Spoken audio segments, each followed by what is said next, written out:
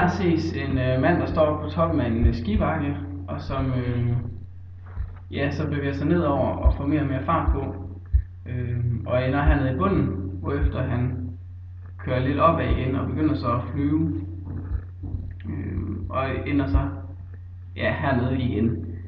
Og man kan se, at den kinetiske og den potentielle energi, de ændrer sig undervejs, hvor man starter med en høj potentiel energi og en lav kinetisk, og ender med det modsatte hernede.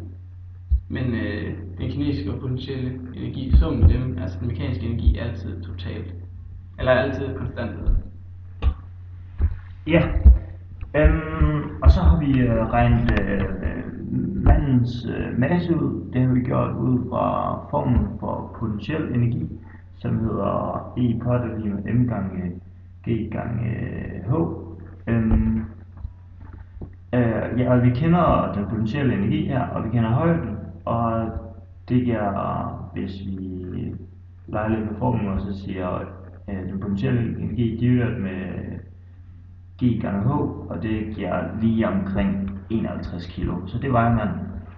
Han kører ned ad bakken her, og så kan vi regne hans hastighed ud, når han for eksempel er her. Det har vi gjort ved at sige, at vi kender formen for den kinetiske energi.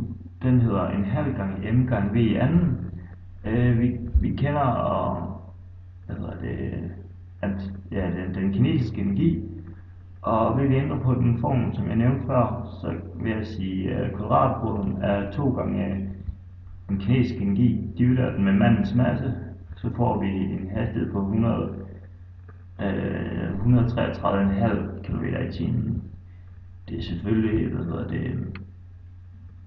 hurtigt, men altså eftersom vi før fik at vide, at der ikke er noget modstand i systemet, så er det meget realistisk egentlig.